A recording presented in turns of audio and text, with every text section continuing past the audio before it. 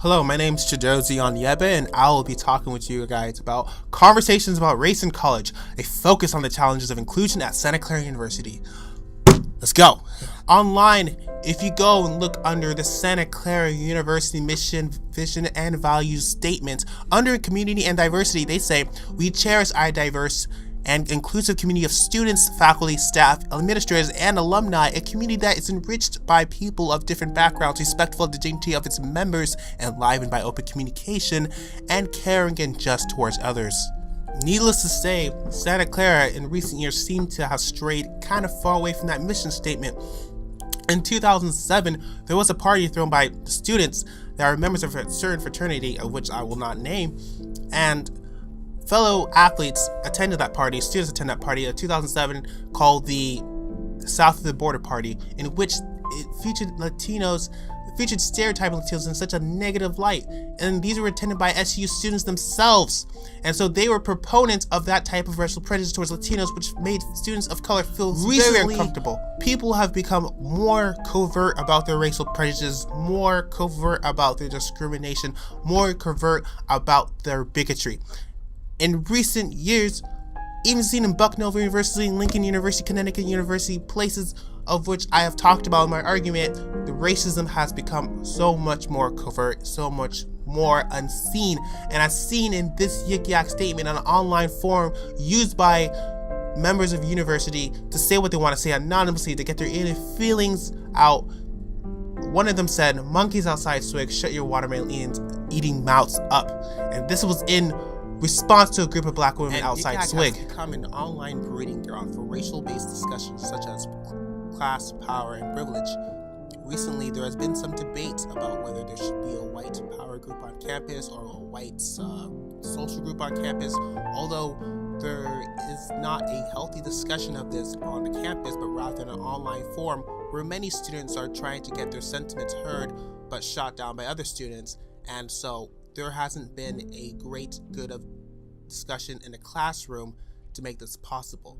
On May 13th at 7:30 p.m., there was a town hall meeting with ASG student leaders and students who voiced their opinion on how marginalized they felt based on race, sex, and gender. Sorry about that. This town hall meeting was monumental and created Unity 4, a student-run group focused on enacting a positive change on campus. However, Unity 4 still needs more student involvement, and you can do that by joining the Facebook group Unity 4.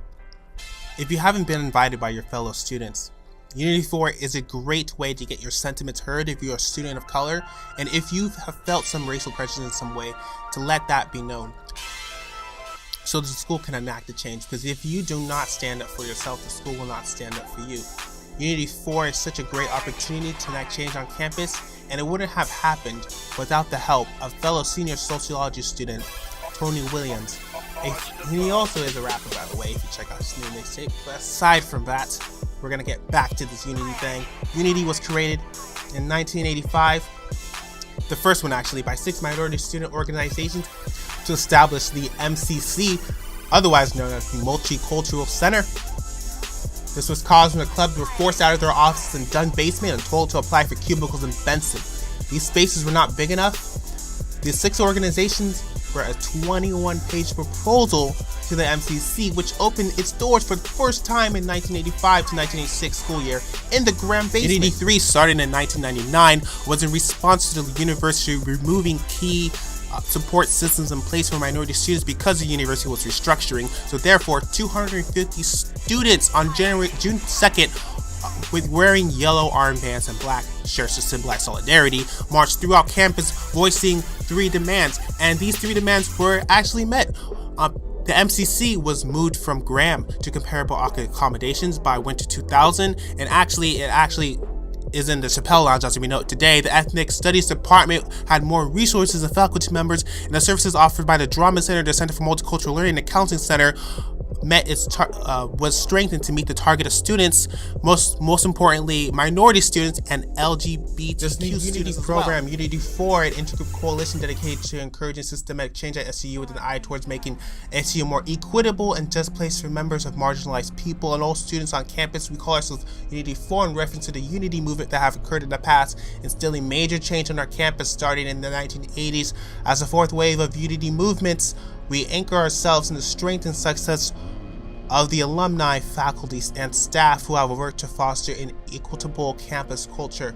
And this unity is actually more ambitious and potentially more successful than previous ones, which involves changing the diversity requirement for just one class to two, one from the ethnic studies requirement, one for the ethnic studies department, and one from the women's and gender studies department. And also, a mandatory event must be taken by SUU freshmen who are taking cultural and ideas core classes. And also there's a focus on diversity, sexual assault, alcohol, online pre-enrollment program for incoming freshmen so they're more aware and more informed on the campus culture about those issues. And also the Unity 4 documents, 13 pages, pretty long, but anyway, involves a peer judicial board expansion to include students from the MCC, SCAT, VPP, and RCC. There's also plans to increase the student body of black students to the lowest percentage up to 6% by providing funding for SADIs, getting more scholarships, and also there's also plans for orientation diversity training, which makes the orientation leaders take a diversity training curriculum before orientation to provide a more welcoming atmosphere for not only the students that are attending, but the minority students so they feel more comfortable in their environment. Again, because of time restrictions, I can't really cover everything that Unity 4 is trying to advocate for, but if you feel the need, and I encourage you to go join Unity, but if you feel the need to learn more about what they're advocating for, please join their Facebook group.